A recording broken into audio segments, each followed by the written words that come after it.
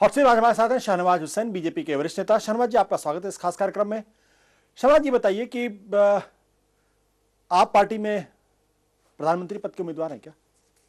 नहीं, मैं अडवाणी जी हमारे प्रधानमंत्री पद के उम्मीदवार हैं और हम सब उनके सिपाही हैं। दिन रात एक करके अडवाणी जी को देश का प्रधानमंत्री बनाएंगे। उस काम के लिए हम लोग इकट्ठे हैं, एकजुट हैं।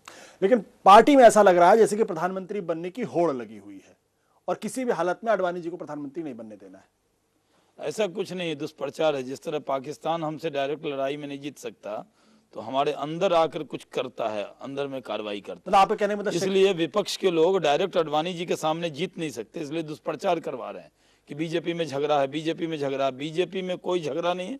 भारतीय जनता पार्टी अडवाणी जी के नाम पर इकट्ठी है, एकजुट है और अडवाणी जी देश के प्रधानमंत्री बनेंगे। इस पर कोई भी मत विभाजन नहीं। शेखावत जी क्या दुष्प्रचार कर रहे हैं? नहीं, शेखावत जी ने कभी नहीं कहा कि वो प्रधानमंत्री के उम्मीदवार है।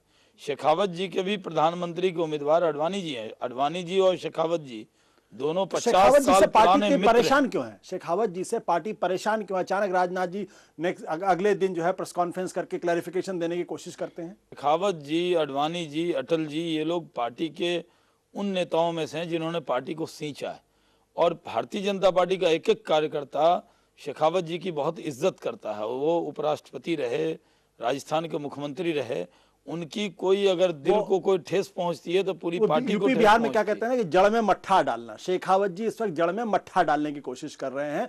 आप जिस तरीके से राजस्थान के अंदर वसुंधरा राजे सिंधिया के खिलाफ उन्होंने कैंपेन किया है, जिस तरीके से उन्होंने अपने आप को कि अगर कहीं थर्ड फ्रंट बने तो उसके प्रधानमंत्री पद के उम्मीदवार की दावेदारी की है, क्या वो लगता है पार्टी की सेवा कर रहे हैं वो, या पार्टी के जड़ में मट्ठा डाल रहे हैं? देखिए, शेखावत जी पार्टी के वो नेता हैं जिन्होंने इस पार्टी को बढ़ाने के लिए बहुत अपने जिंदगी के जो सुनहरे साल हैं उन्होंने बीजेपी को दिए हैं।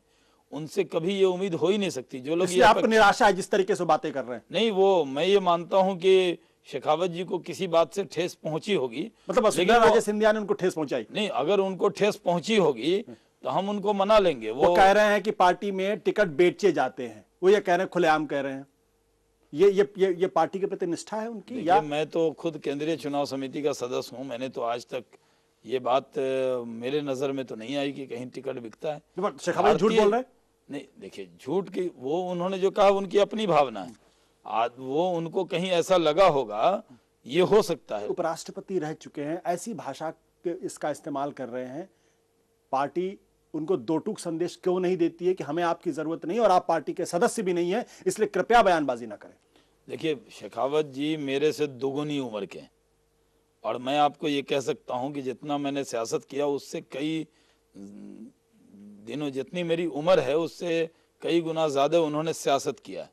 मैं उन पर कोई टिप्पणी नहीं कर सकता। मैं इतना कह सकता हूं कि हम उनका आदर करते थे, आदर करते रहेंगे। शेखावत जी की बात छोड़ देते, नरेंद्र मोदी, गुजरात से खबर आती है कि तब हिंदुस्तान के बड़े बड़े इंडस्ट्रियलिस्ट कहते हैं कि अगला प्रधानमंत्री नरेंद्र मोदी जैसा हो, क्योंकि उनके अंदर क्षमता है। क्या संदेश जाता है? अब तो नरेंद्र मोदी जी ने कह दिया कि हम सबके प्रधानमंत्री के उम्मीदवार नरेंद्र मोदी जी, जिन्हें ये बात बता दिया कि हम सबके प्रधानमंत्री के उम्मीदवार अडवाणी जी हैं।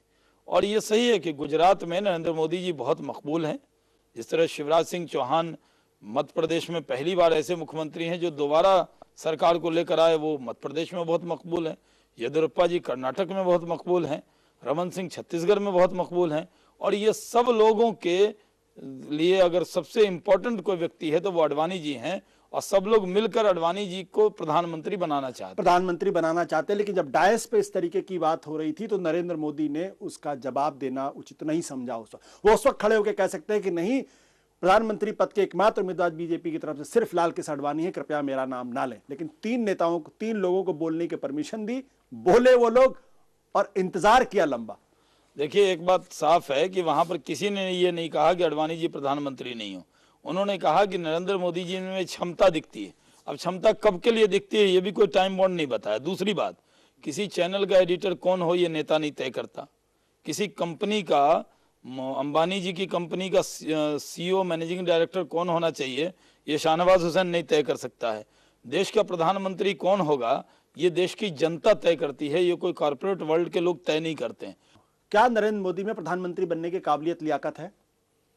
आशुतोष जी, मैं तो समझता हूं कि आशुतोष जी में भी प्रधानमंत्री बनने की काबिलियत है। इस देश में सवाल जो का देश जवाब का- सीधे नहीं दे मैं रहे तो आप। सीधे कह रहा हूं, नहीं दे रहे आप। मैं आपको कह रहा हूं कि मैं इस विवाद में जाना नहीं चाहता कि अभी तो भारतीय जनता पार्टी के प्रधानमंत्री के उम्मीदवार लाल कृष्ण आडवाणी जी हैं और इस पर कोई डिबेट नहीं होना है। इसमें आडवाणी जी देश के अगले प्रधानमंत्री होंगे दूसरे और लाल किले से झंडा फहराएंगे, इतना हमारा कहीं आत्मविश्वास ऐसा है। तो नहीं कि आपके दिमाग में अभी भी गुजरात का दंगा नजर आता है, सपने में दिखाई पड़ता है, इसलिए आपको यह कहते हुए डर लगता है कि नरेंद्र मोदी देश के प्रधानमंत्री हो सकते हैं?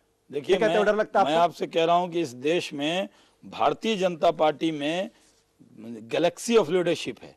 भारतीय जनता पार्टी में आडवाणी जी के बाद कौन प्रधानमंत्री का उम्मीदवार हो, इस पर अभी चर्चा हम शुरू नहीं क्षमता कर रहे हैं। है या नहीं क्षमता है? क्षमता नरेंद्र तो मोदी मैंने के कहा अंदर ना कि क्षमता है सब या में नहीं क्षमता है।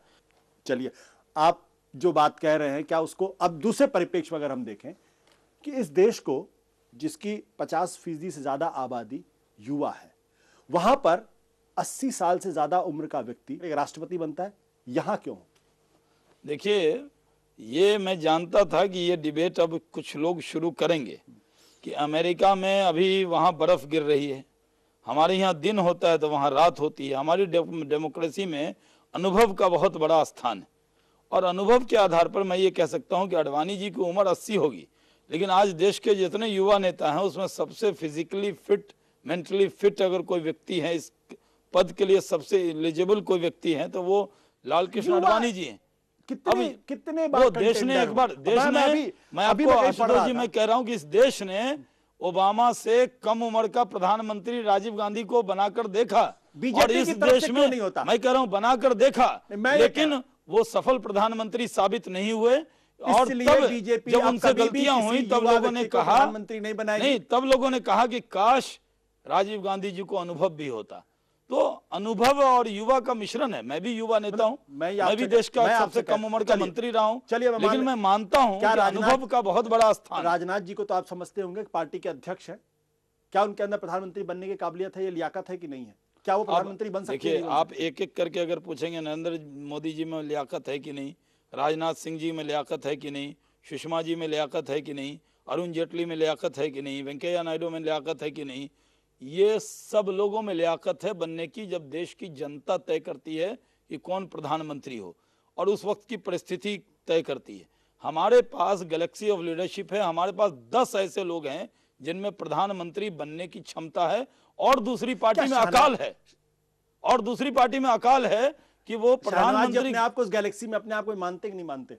देखिए, मैं इतने हसीन सपने नहीं देखता हूं। मैं ये मानता हूं मेरे जो ख्वाब हैं वो यही हैं कि आडवाणी जी देश के प्रधानमंत्री बने, भारतीय जनता पार्टी की सरकार बने और इस देश में राष्ट्रवाद का झंडा बुलंद हो। यही मेरी ख्वाहिश है। मैं प्रधानमंत्री बनने का ख्वाब मैं क्यों देखूंगा? चलिए शाहनवाज जी, आपसे बातचीत जारी है, फिलहाल वक्त है एक